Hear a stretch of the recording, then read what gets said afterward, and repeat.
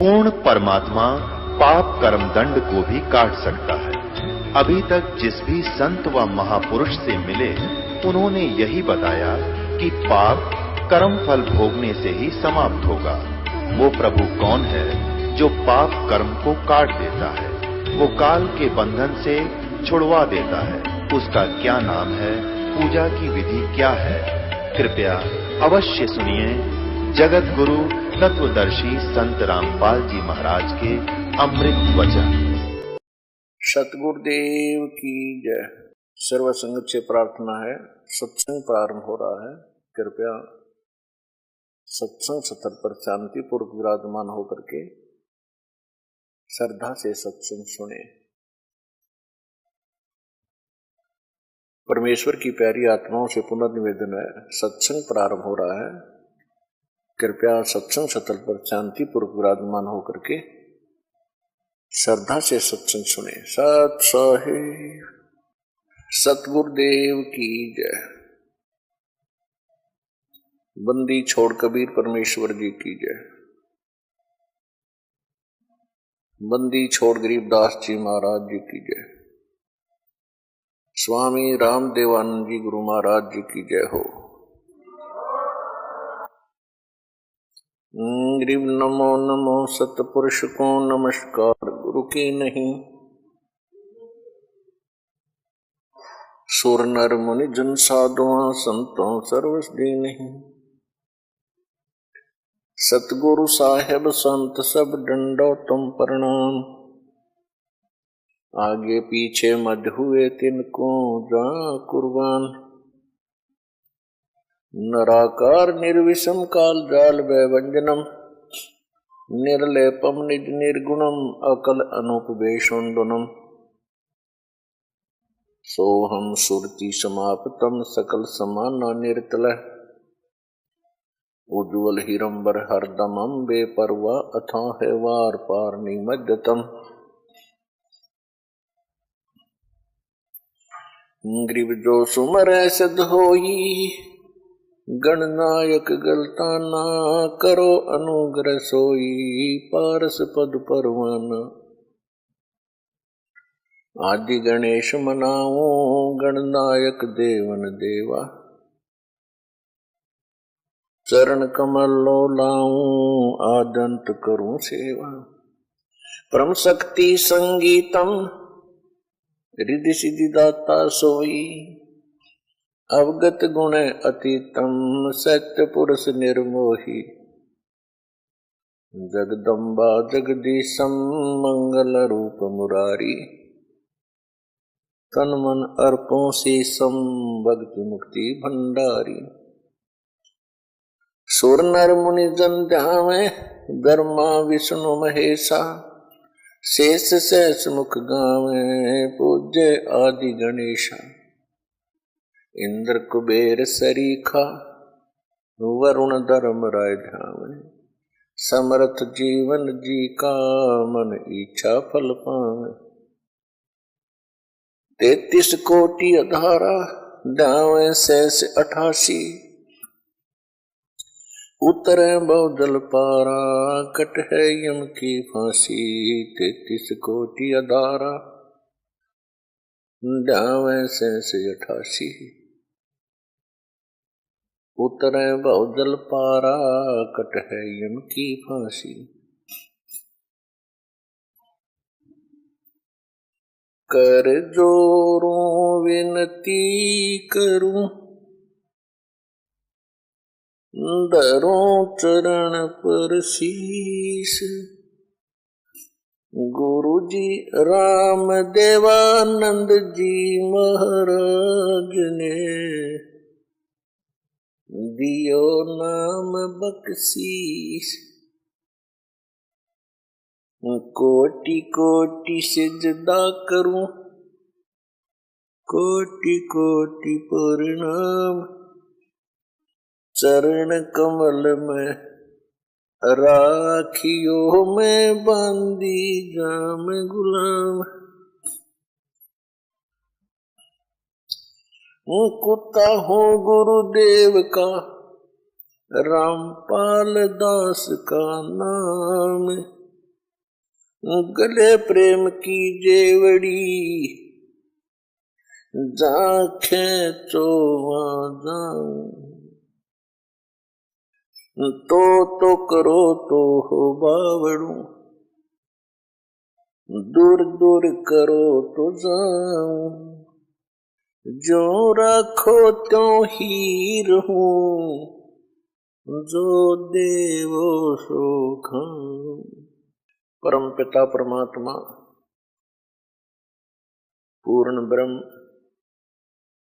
सर्व सृष्टि के रचने वाले कबीर परमेश्वर जी की असीम रजा से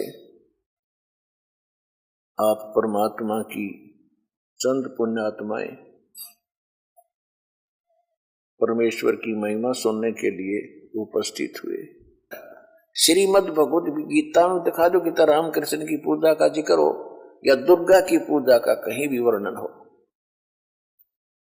तो ये खाक विद्वान थे, पढ़ने वेद बकवाद ज्ञान बकवाद बतावे और वही बकवाद खुद करे। वेद पढ़े पर वेद न जाने, ये बच्चे पुराने 18, ये पत्थर की पूजा करेंगे भूल गए सृजनहारा। देवी पुराण में लिखा है कि सतयुग के ब्राह्मण वेद के पूर्ण विद्वान होते थे और दुर्गा की पूजा करते थे। गांव गांव में मंदिर बन जाए दुर्गा का, उनकी यह खास आस्था होती थी। तो मूर्ति पूजा का लठी नन गढ़वा रखे नकलिया ने, वेद पढ़े और बकवाद अपनी गढ़िया करते, अपना दंत कथा लोक वेद बना के वो काल के जाल में सबको फंसा रखे थे। अब श्रीमद् भगवत गीता अध्याय नंबर 16 में, अध्याय नंबर 15 के श्लोक नंबर 16 और 17 में कति निर्णय कर दिया शर पुरुष और अक्षर पुरुष, दो पुरुष है। पुरुष माने प्रभु, भगवान, मालिक। सर पुरुष इसको ब्रह्म को कहते हैं, ज्योति निरंजन काल को कहते हैं, जो ब्रह्मा विष्णु महेश का पिता और दुर्गा का पति है। 21 ब्रह्मांड का मालिक है, 21 ब्रह्मांड का स्वामी है, पुरुष है। और दूसरा अक्षर पुरुष, ये 7 संग ब्रह्मांड का स्वामी है। इतना ही मालिक है, इतना ही पुरुष है, इतना ही भगवान है। और इनके दोनों के लोक में ये स्वयं भी जितने प्राणी हैं ये सब नाशवान है। जीवात्मा किसी की नहीं मरती, ये तो कुत्ते के देखी भी नहीं मरती, वो तो विषय अलग है। फिर उसमें 15वें अध्याय के गीता के 17वें श्लोक में निर्णय दे दिया कि उत्तम पुरुष है तो अन्य परमात्मा इति उदाहरत है। और ये लोग term अवश्य विभक्ति अवैश्वर है। तीसरे 17वें श्लोक में कहा है कि उत्तम पुरुष यानी श्रेष्ठ भगवान, श्रेष्ठ परमात्मा, श्रेष्ठ प्रभु तो इन दोनों से सरपुरुष और अक्षर पुरुष से कोई दूसरा ही है और उसको परमात्मा कहते हैं। परमात्मा इति उदाहरते, उसको परमात्मा कहते हैं। परमात्मा का अर्थ है दुख ना दे सुख ही दे। तो सतलोक के अंदर जहां से हम आए थे और जहां की हम अब प्रयत्न कर रहे हैं जाने की, जहां को हम जाने की प्रेरणा कर रहे हैं, वहां दुख नहीं है, वहां मृत्यु नहीं है, वहां मर्दवस्था नहीं है, किसी भी प्रकार का किसी वस्तु का अभाव नहीं है। तो कहने का भाव यह है कि उसमें लिखा है कि उत्तम पुरुष यानी पुरुषोत्तम, पुरुषोत्तम तो कोई और है, श्रेष्ठ भगवान को पुरुषोत्तम का, और उसी को परमात्मा कहा जाता है। और तो परमात्मा भी को नहीं, परमात्मा का अर्थ है श्रेष्ठ आत्मा जो केवल सुख दे, दुख ना दे किसी को। फिर और जो तीनों लोकों में प्रवेश करके सबका धारण पोषण करता है। एक लोक तो हो गया 21 ब्रह्मांड का अक्षेत्र सर पुरुष का, दूसरा लोक हो गया अक्षर पुरुष का 7 संग ब्रह्मांड का क्षेत्र, और तीसरा लोक है सतलोक। और ऊपर के जितने 4 लोक हैं ऊपर, सतलोक, अलखलोक, अगम और अनामी अकेलोक, वो चारों मिलकर एक लोक कहलाता है। अविनाशी लोक है वो सारा। तो इस तीनों लोकों में प्रवेश करके जो सबका धारण पोषण करता है वही पूर्ण परमात्मा है। और जब हम एक ब्रह्मांड की बात करेंगे तो 3 लोक ये अलग हो जाते हैं, पृथ्वी लोक, पाताल लोक और स्वर्ग लोक। ये लोक तो एक लोक, एक मतलब ब्रह्मांड के अंदर ये भी लोक कहलाते हैं। तो जो प्रसंग चल रहा है उसी पर आते हैं। तो इसमें 15वें अध्याय के 17वें श्लोक में कहा है कि वो वास्तव में अविनाशी परमात्मा है, और भगवान उसी को परमात्मा कहते हैं, और तो परमात्मा भी नहीं है। श्री शिव पुराण के अंदर रुद्र संहिता में, रुद्र संहिता के अंदर यो काल जो है, ब्रह्मा विष्णु महेश का आपस में झगड़ा हो गया इस बात पे। भ्रमित होकर ब्रह्मा जी कहते हैं कि मैं सबका रचयिता हूं, मैं सबका उत्पत्ति करता हूं, और भ्रमित होकर विष्णु जी को यह भ्रम है कि मेरी नाभि कमल से विष्णु ब्रह्मा जी की उत्पत्ति हुई।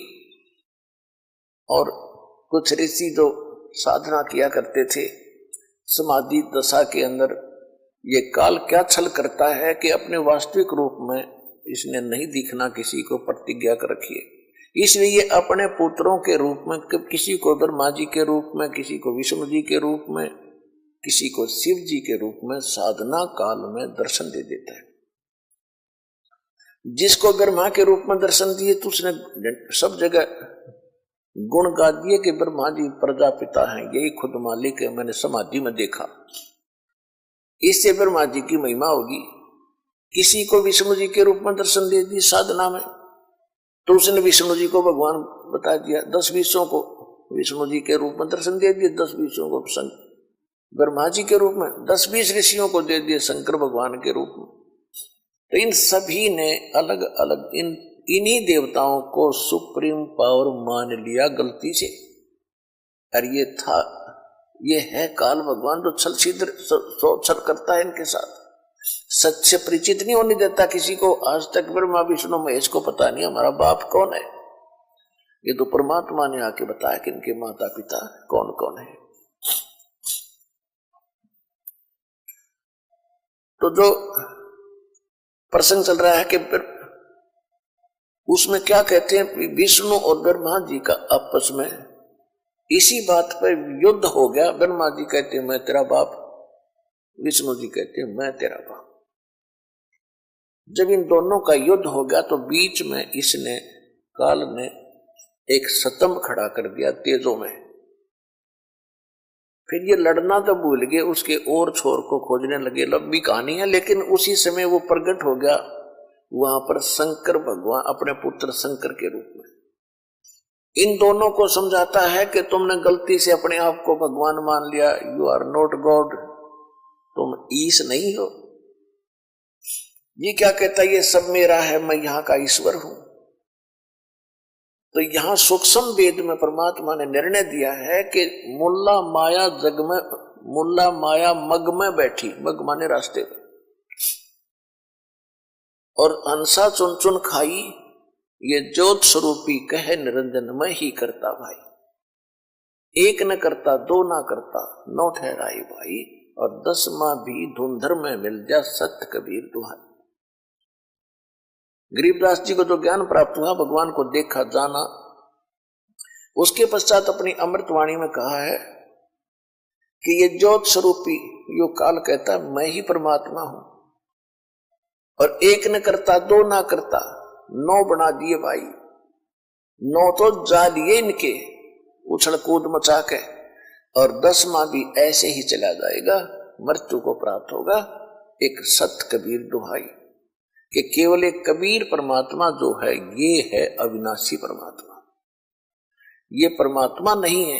ये ब्रह्मा विष्णु महेश को तो ज्योत निरंजन ही रिजेक्ट करता है कि तुम परमात्मा नहीं हो, तुम भगवान मालिक नहीं हो। तो हमारी बुद्धि कहाँ थी, और हमारे ऋषि मुनियों की, आचार्य शंकराचार्यों की बुद्धि कहाँ थी, और हमारे सदग्रंथ क्या बताते हैं। सदग्रंथ हमारे सिलेबस है, अध्यात्म मार्ग का सिलेबस है, पाठ्यक्रम की बुक है। और जो टीचर पाठ्यक्रम की किताबों से अलग बकवाद पढ़ा रहा है तो टीचर ठीक नहीं, विद्यार्थियों का नाशक है। तो आज तक जितने धर्मगुरु हमारे हुए हैं वो हमारे सदग्रंथों से भी परिचित नहीं थे। उन्होंने हमारे दादे परदादों को भूत बना दिया, आप भी नरक में गए और अपने भक्तों को भी साथ डुबो दिया। पुण्यात्माओं, सौभाग्य आपका, धन है आपके माता पिता जिनसे जन्म हुआ। आप कोई छोटी किस्मत वाले नहीं हो जो आज मनुष्य जीवन प्राप्त है जिनको, लेकिन दुर्भाग्य उनका जो इस असली वस्तु को छोड़कर नकलियों पर सारा जीवन नष्ट कर रहे हैं।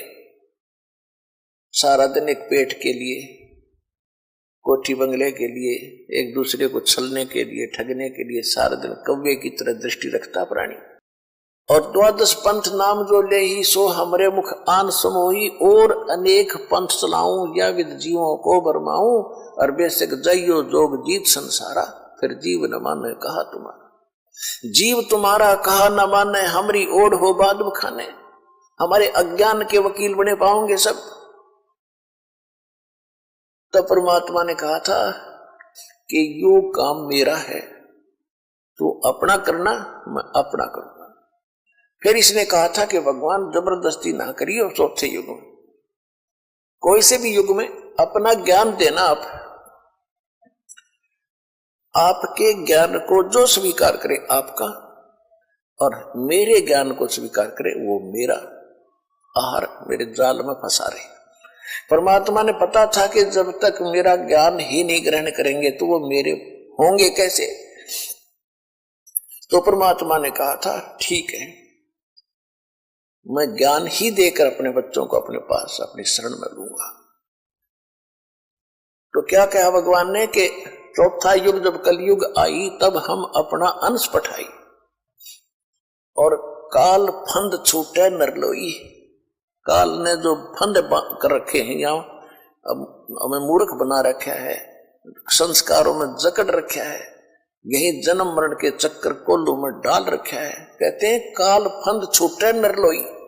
सभी नर नारियों का ये काल का फंद छूटेगा, और सकल सृष्टि परवानी खोई, पूरा विश्व नाम लेगा दीक्षित होगा।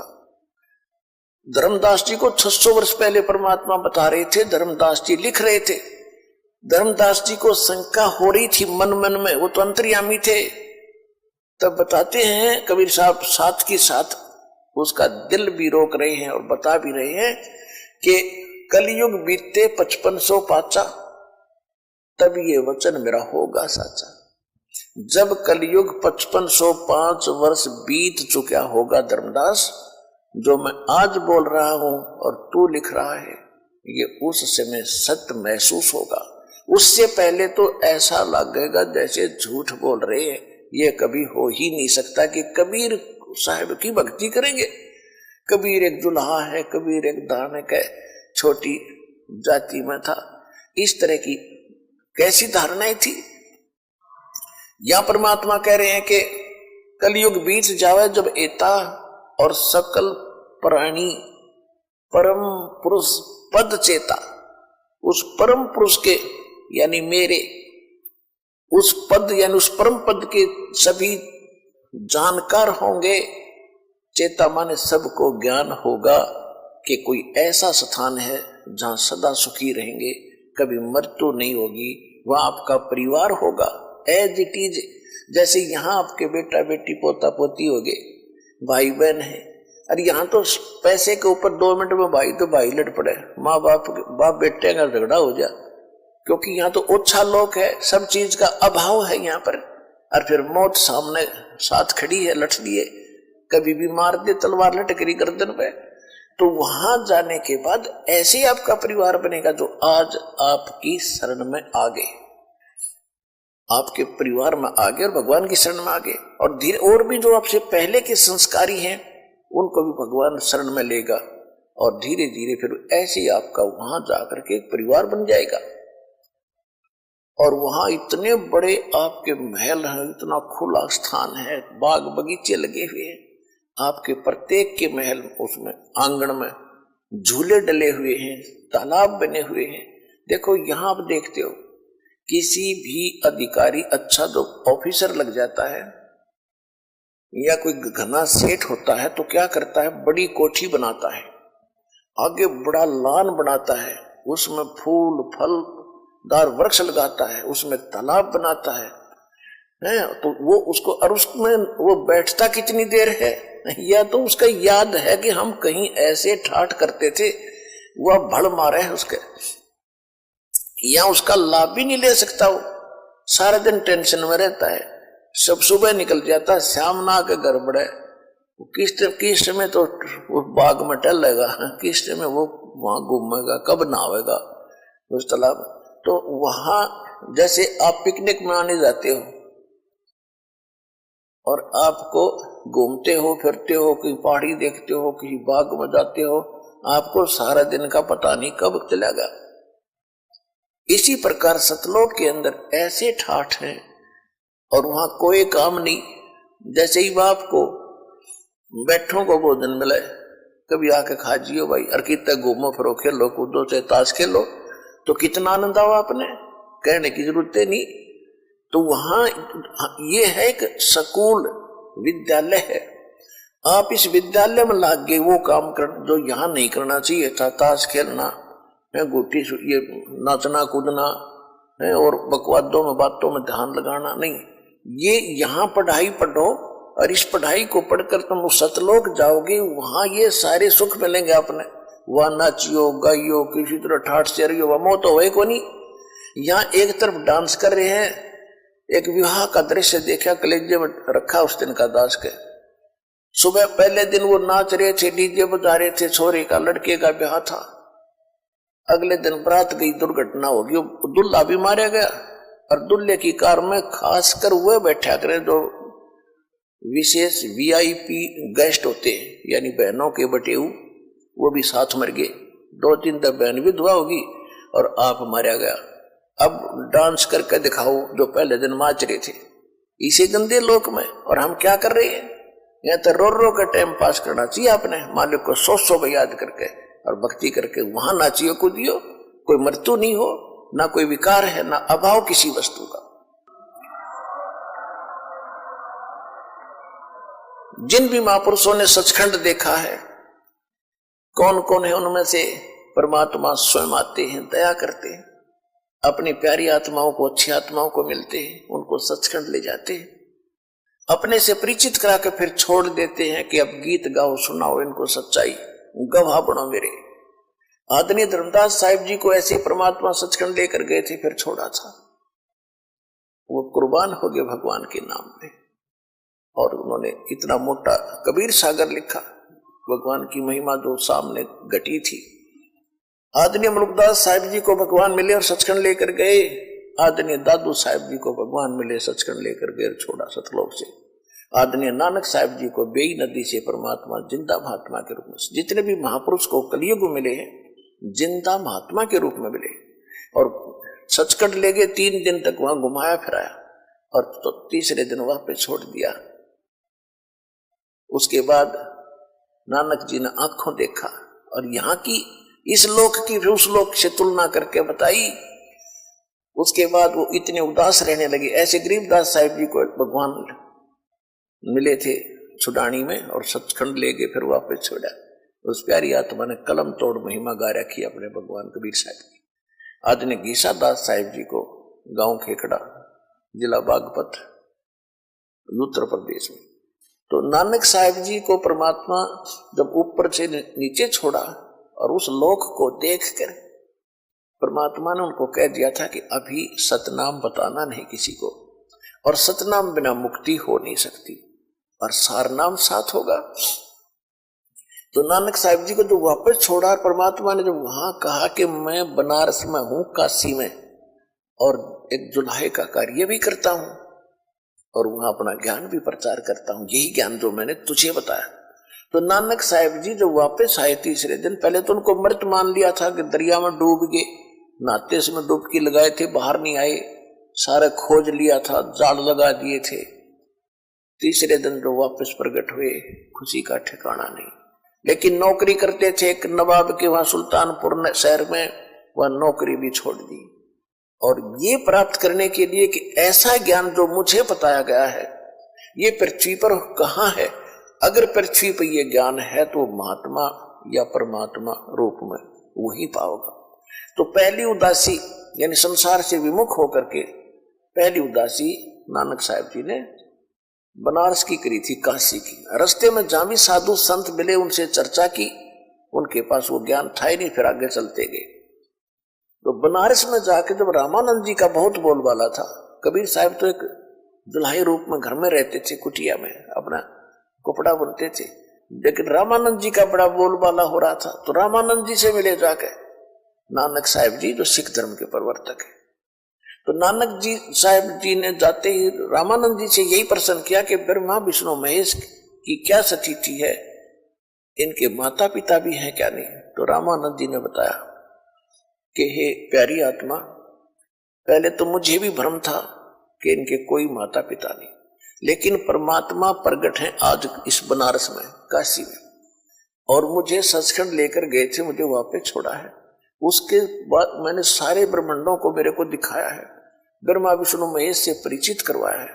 आज मुझे पता है कि ब्रह्मा विष्णु महेश नासवान है, इनके माता पिता है। तो नानक साहब जी फिर बड़े खुश हुए कि बनगी बात, यहां मिलेगा वो भगवान। अब देखूंगा कि वो जो सतलोक में था वो ही है या कोई और रूप में है।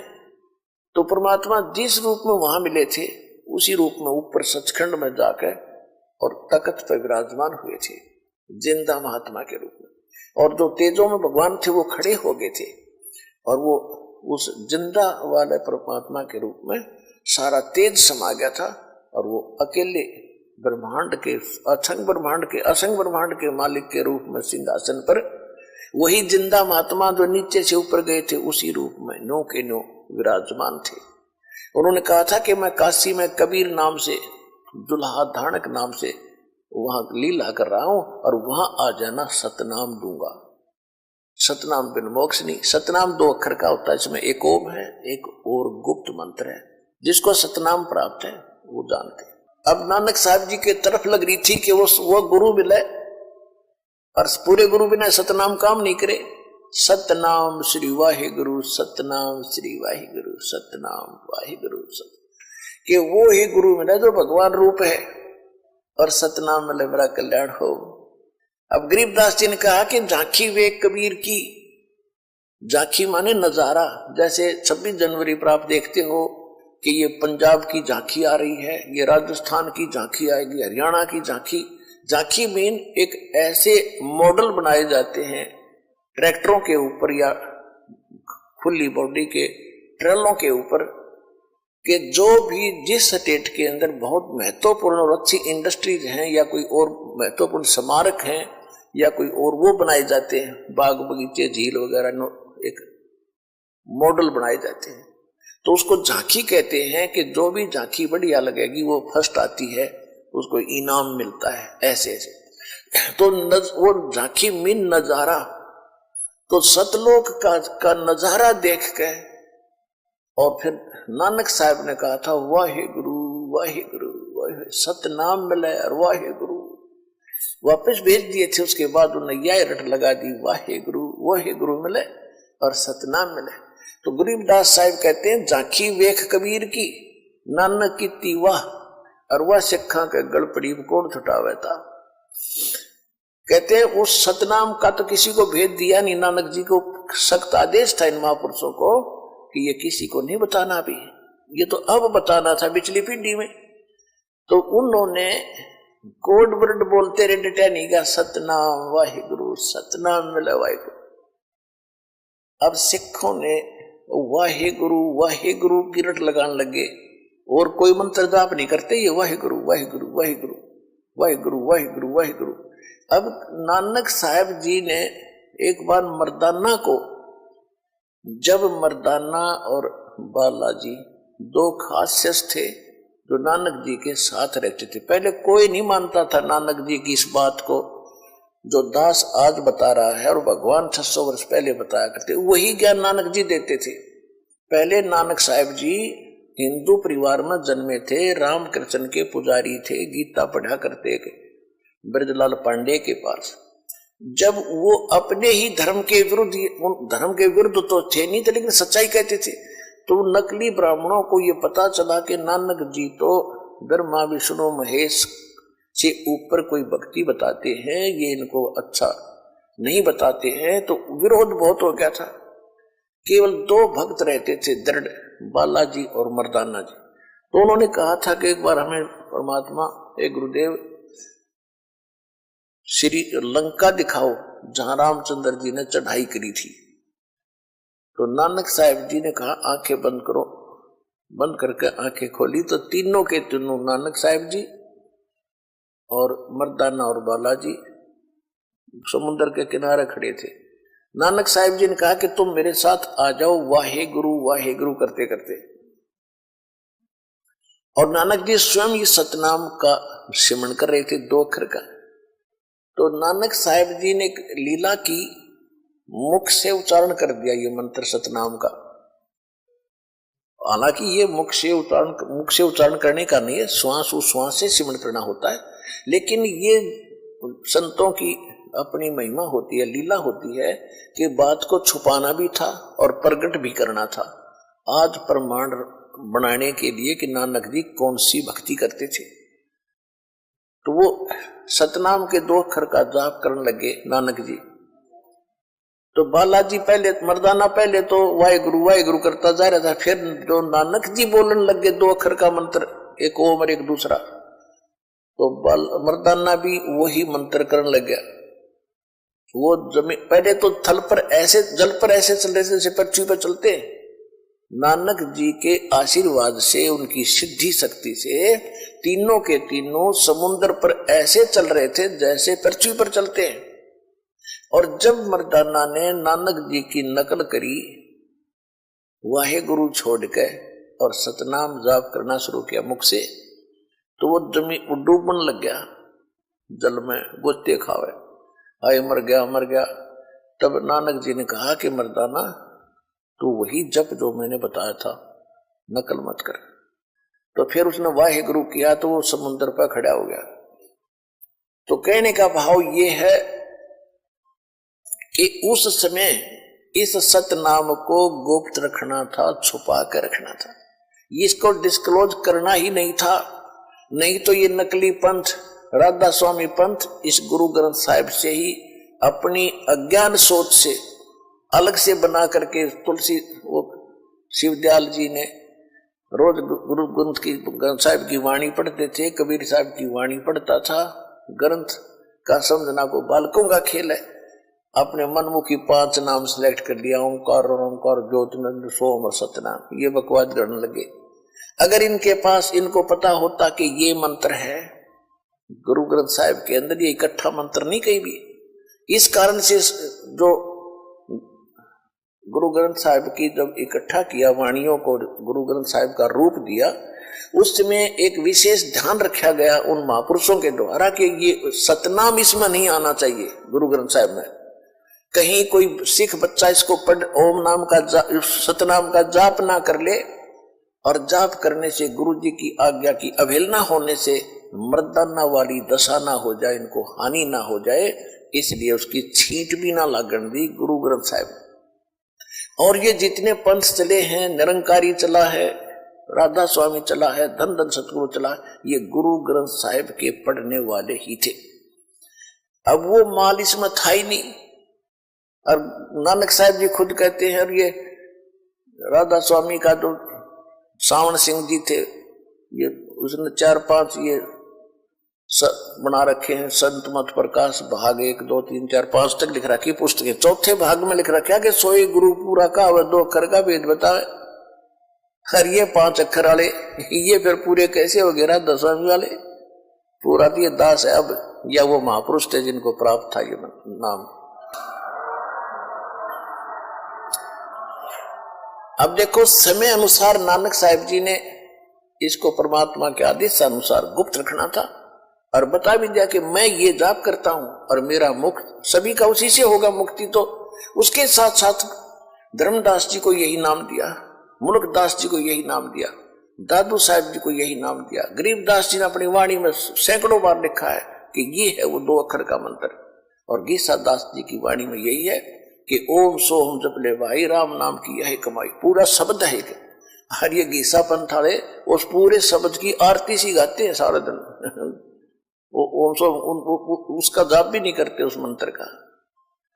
तो कहने का भाव ये है कि आप प्रजा हुई परमात्मा की। तो यहां जो प्रसंग चल रहा था कि झांकी वे कबीर की नानक की वाह, अरवा सिखा के गल पड़ी कौन छुटावे था।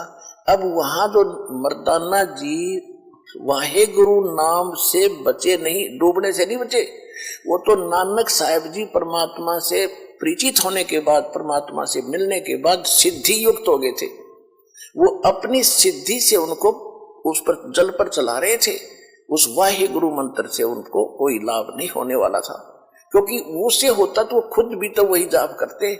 वो सही मंत्र, वो तो वैसे जैसे हम सत्साहेब बोलते हैं, ये सत्साहेब हमारा मंत्र नहीं है, लेकिन उस परमात्मा की तरफ संकेत है जो अविनाशी भगवान है।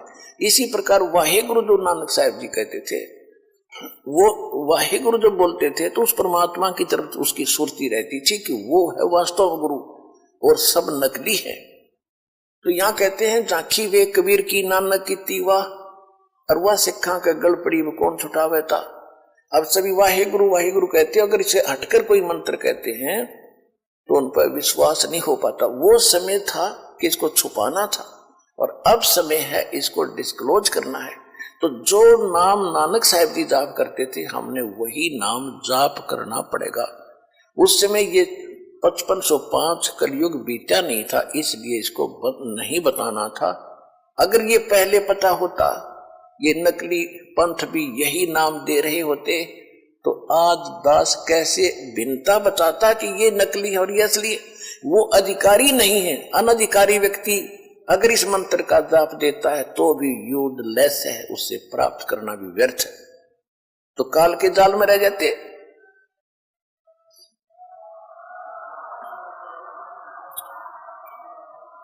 तो धीरे धीरे आपकी बुद्धि जब इस ज्ञान से रंगी जाएगी, फिर रोया करोगे बैठ के कि उन महापुरुषों ने कैसा काल के साथ आंख में चौनी करके ये माल यहां तक गुप्त रखा आप तक, नहीं तो पहले बट्ठा बैठ जाता था, डिस्क्लोज हो जाता था।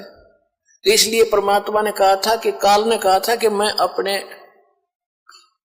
पहले मेरे दूत जाने चाहिए, मेरे संत जाने चाहिए, फिर आपका।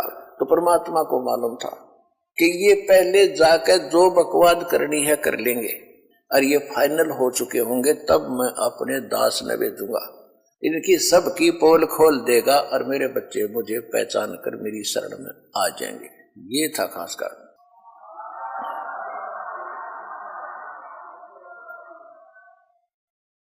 तो जो प्रसंग चल रहा था कि वहां सतलोक में जाकर आप खुशी मनाइयो, वहां नाचियो और गाइयो, रोज वहां सदा दिवाली, वहां सदा त्योहार रहेंगे तुम्हारे, किसी चीज का अभाव नहीं। सबके मकान अलग अलग हैं, फलदार वृक्ष, ये काजू किस्म सेब संतरे ने लदे रहते, अभाव नहीं होता। तो नानक साहब जी का प्रसंग चल रहा था कि नानक साहब जी को जो पता चला कि वो संत यहाँ है कोई जो ये ज्ञान जानता है, तो इसका मतलब अवश्य भगवान कभी यहाँ आए होंगे, इनको ज्ञान देगे होंगे जैसे मुझे दिया है। तो नानक साहब जी ने रामानंद जी से कहा कि कहाँ है वो संत, मैं दर्शन करना चाहता। एक सेवक भेज दिया, एक दो सेवक भेज दिए। रामानंद जी ने गुरु नानक देव जी के साथ कि जाओ इनको परमात्मा के से मिला कर लाओ। परमात्मा कबीर जी अपना कपड़ा बुन रहे थे बैठ के वहां खड्डी में, और नानक साहब जी को जाके बताया कि ये है परमात्मा। अब वही स्वरूप, वही मूर्त जो सतलोक में देखा था और जो बेई नदी पर मिला था, वही परमात्मा कपड़ा बुन रहा है धानक के रूप में। तो नानक साहब जी देखते ही गद गद हो गए और क्या वाणी उच्चारण करते हैं कि तेरा एक नाम तारे संसार, तेरा नाम तारे संसार में ए हो आस ए हो आधार, थाई सूरत मुल्क की वेश ए ठगवाड़ा ठगी देश, ये खरा सियाणा बहुता वार। लोगों ये धारणक रूप रहा करता, ये धारणक रूप रहा करता, ये बैठा धारणक दुलाहा, ये है भगवान, ये है भगवान। तो परमात्मा ने कहा कि बैठो महात्मा, बैठ जाओ। अब आपकी बात पर यहां कोई विश्वास नहीं करेगा, आप मंत्र लो, जाप करो, अभी इस नाम को किसी को बताना नहीं है, ये मेरा आशीर्वाद। और पहला नाम दिया, फिर सतनाम दिया, और कहीं फिर सार नाम भी दूंगा आपको। तो उसके बाद नानक साहिब जी पहले तो 12 वर्ष तक उन्होंने घूम घूम कर सब जगह ये प्रचार किया, ऋषि महर्षियों के मंडलेश्वरों के साथ चर्चा करके उनको हरा दिया, लेकिन वो मानने नहीं, ढीठ, वो नहीं माने इस बात को, क्योंकि उनका ज्ञान नहीं था। फिर जब 12 वर्ष तक घूम लिए नानक साहिब जी घर छोड़ के, उसके बाद परमात्मा मिले तो उनसे कहा कि आप अब अभी ना घूमो, आपका बहुत विरोध हो जाएगा, आप बैठ के भक्ति करो और फिर मैं तुम्हें सार नाम दूंगा। फिर नानक साहिब जी अपने घर पे ही खेती भी करते रहे जैसे, और वहीं सत्संग भी करते थे। लेकिन संसार का उनको पता लग गया था कि ये तो गंदा लोग है, एक पल का भरोसा नहीं, कब बिजली गिर जाए। जैसे उदाहरण दिया था कि पहले दिन डांस कर रहे थे, डीजे बजा रहे थे, सारी बहन बेटियां नाच रही थी, खुद भी कंदरों की तरह कूद रहे थे। अगले दिन जिसका ब्याह था वो भी मर गया, और उन बेटियों के 2-3 बेटे भी, पति भी मर गए। अब नाच के दिखाओ, अगले दिन टक्कर मार रहे थे, रो रहे थे। अब नानक साहिब जी के पास भक्त जाते थे, क्योंकि आम लोग भी जाने लगे, तो वो जाते देखते कि नानक जी बड़े मायूस से रहते हैं, जैसे इनको कोई बहुत चिंता खा रही हो। तो नानक साहिब जी से कहा करते थे कुछ व्यक्ति कि आप इतने चिंतित क्यों रहते हो। तो कहा करते थे कि साध मिले सड़स, कहते हैं ना जाने काल की कर डारे, और किस विद ढल जा पास आवे, और जिनाते सरते मौत खुड़क दी, उन्होंने केड़ा हंसा। या किस बात पर हंसे, अभी हंस रहे हैं, थोड़ी देर में ना जाने के घर में कहर टूट जाए या आप पर कोई आपत्ति आ जाए, तो किस बात पर हंसे, या ना जाने काल की कर डारे, और किस विद ढल जा पास आवे, और जिनाते सरते मौत खुड़क दी, 1 मिनट का भरोसा नहीं कब मर जा, उन्होंने केड़ा हंसा। तो हम यही भूल करके यहाँ नाच गावे कूद बकवाद करें, या तो टाइम पास करना चाहिए, भगवान से डर के बुराइयों से दूर रहना चाहिए, किसी की आत्मा नहीं दुखानी चाहिए। एक एक सांस का भी लेखा भगवान के दरबार। आप किसी का बुरा सोचते हो ना, वो भी आपके बैड अकाउंट में जाता है। करना तो बहुत दूर की बात है, वो तो है ही प्रत्यक्ष। अगर किसी का बुरा भी सोचते हो तो भी आपको हानि होती है। देखो, किसी का कोई खुशी होती है तो नकम्मे आदमी दुख मानेंगे, और वो तो उसको होगी भगवान ने दे दी, तो अपने कर्म क्यों बिगाड़े। तो हम जिसको जो मिला है संस्कार से मिलता है, और हमने मुक्ति पानी है, संसार का कुछ पाना ही नहीं। और जो हमें 2 रोटी और थोड़े बहुत सिर ढकना चाहिए कि वो भगवान जरूर देगा, ये परमात्मा का नियम है, रूल है, ये तो विधान है। भगत को किसी चीज का भाव रहने ही नहीं देगा वो। तो इस विश्वास के साथ भक्ति करते रहना। और फिर नानक जी से पूछा करते थे कि क्या आप सदा ऐसे ही रहते हो कि नहीं। जब जिन भक्तों को मैंने ज्ञान सुनाया है, पहले केवल 5 नाम देते थे, और नाम सतनाम किसी को नानक साहिब जी ने नहीं दिया। और वो उस 5 नाम कौन से हैं जो दास आपको देता है। अब को 7 देने थे, पहले 5 देते थे। पहले और लास्ट वाला नाम पहले नहीं दिया जाता था। तो उन 5 नाम से क्या होता है कि आपको सांसारिक सुख मिलेंगे, और भक्ति आपकी इतनी बन जाएगी कि उससे मनुष्य जीवन होते रहेंगे आपके। तो वो ऐसा बीज बोगे थे उस समय, उस भक्ति और दान धर्म करवा के, भंडारे आदि करवा के, कि उनको इतना चार्ज कर गए थे कि वो भक्ति करते हुए आ रहे हैं, मनुष्य जीवन पा रहे थे। अब आके इस समय में अब इनको कंप्लीट कोर्स दे देंगे।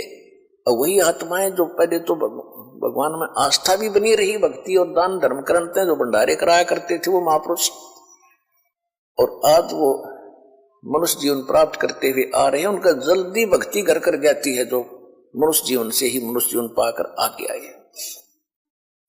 इसी प्रकार 64 लाख परमात्मा के शिष्य हुए थे कबीर जी के 600 वर्ष पहले, उनको भी ऐसी चार्ज कर गए थे। वही आत्माएं हैं आप जी, जो अब यहाँ भक्ति के लिए भटक रहे हो।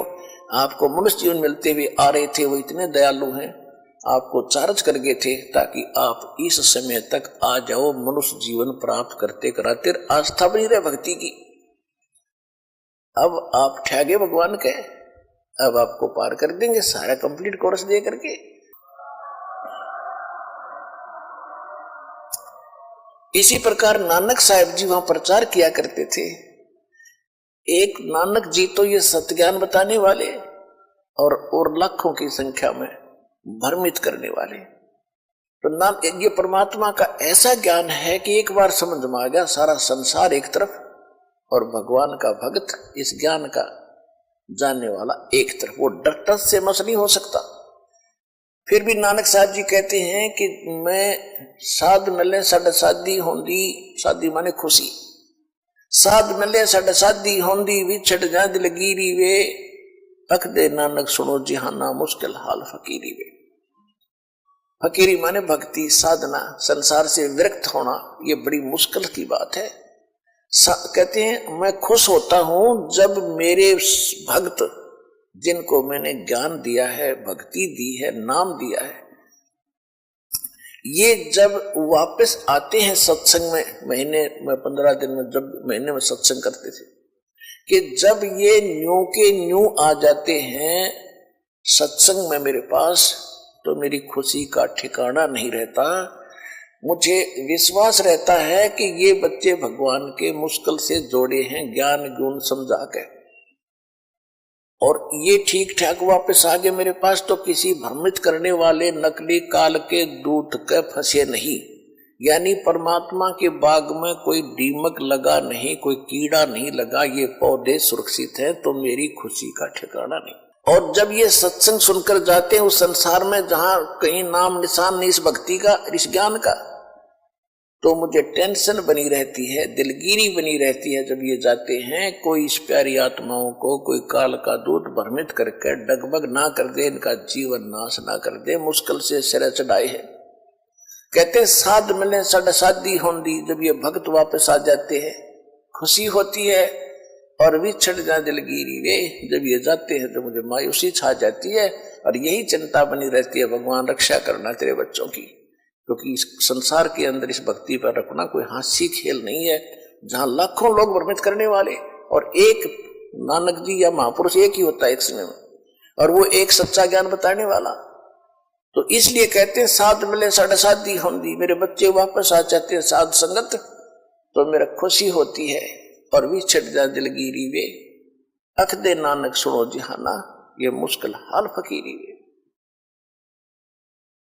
तो जिस प्रकार आप यहां आते हो, और पहले से भी बल्कि उमड़ कर और आते हैं दीक्षा लेने वाले, तो दास को अलग से खुशी होती है।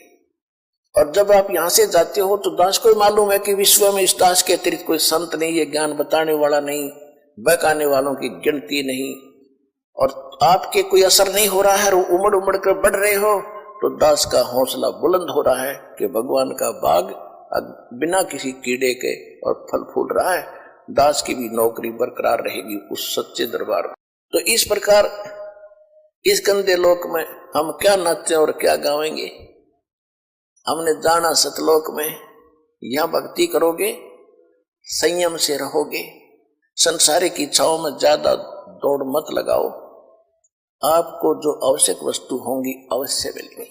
आप ऐसे समर्थ भगवान की शरण में हो, समर्थ का शरणाग हो, रंग होरी हो, भाई कदे न हो ऐ काज राम रंग होरी हो। आप ऐसे समर्थ की शरण में आगे हो कि आपके कोई भी हानि नहीं होगी जब तक आप मर्यादा में रहोगे। देखो आपने कनेक्शन ले लिया, परमात्मा का नाम ले लिया दास से, तो आपको पावर का कनेक्शन मिल गया।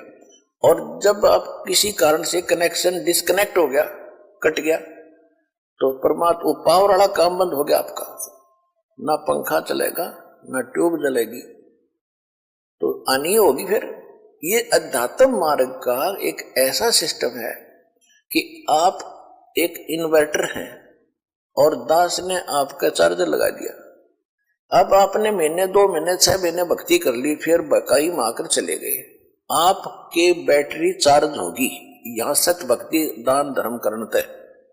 और फिर आप भक्ति भी छोड़ देते हो और इधर उधर भटकते रहते हो, फिर भी आपको कुछ ना कुछ राहत सुख और मिल रहा है। तो ये भ्रमित हो जाता है इंसान कि मैंने वो नाम भी छोड़ दिया, मैं फिर भी सुखी हूं, कोई दिक्कत नहीं। लेकिन वो बैटरी यहाँ तो एक नाम का भी जाप आपको घना सुखी कर दे, और आप तो बहुत घने कर लेते हो 2-4 महीने मत है, और सतनाम भी प्राप्त हो जाता है, फिर भी भ्रमित हो गए, तो आपको और घनी हानि न होगी कि आपके पास पूंजी तो यहाँ की इकट्ठी करी हुई बैटरी चार्ज होगी 4-5-6 महीने, और आप भ्रमित होकर चले गए किसी और पंथ पर, वहां सुख भी होंगे क्योंकि वो अभी बैटरी यहां से जो कमाई करी वह साथ चलेगी। तो वो आपका सबसे बड़ा दुर्भाग्य होगा, और फिर भी दुर्गति होगी। दास ने खूब देखा है, सन 1994 से दास दीक्षा दे रहा है गुरुदेव के आदेश अनुसार, और उस समय जो नाम लेते थे, कोई 1 वर्ष भक्ति करता था, कोई 2 वर्ष करते थे। ज्ञान ये वेदों और गीता वाला ज्ञान तो दास को 2001 में प्राप्त हुआ है। उससे पहले तो परमात्मा की वाणी से ही ज्ञान सुनाता था और लाभ भी खूब होते थे। भ्रमित कर दिया उनको, वो चले गए छोड़ छाड़ के। अब दास देख रहा है कि 10-10 वर्ष में ब्रान मट्टी करवा के दुर्गति करा के वापस आने लग रहे हैं, नाक रगड़ रहे, सर्वनाश करा लिया। अब पहले वो ये समझते थे कि हमने नाम भी छोड़ दिया, वहां की न्याराय है, हम ठीक है अपना जैसे भक्ति ये करते रहेंगे, जो नाम ले रखा है ये कर लेंगे, घर पे कर लेंगे, और जाते रहे दूसरे स्थानों पर, जैसे कबीर पंथ के अन्य स्थान है, छुडानी है या कहीं और है, वहां जाते रहे। उनकी फिर वो जो बैटरी थी वह डिस्चार्ज होनी थी, जो यहाँ भक्ति करी 1-2 साल, और फिर उनके वो भूत लगे नाचने। अब दोबारा आकर नाक रगड़ रहे यहाँ पर दुर्गति करवा करा के। दास को तो पहले पता था कि और ठिकाना नहीं धरती पे, ये कहीं भटक लियो, रो पीट के आना पड़ेगा यहाँ पे, और नहीं तो खत्म हो जाएंगे फिर ये, और कोई बचाने वाला नहीं पृथ्वी पे।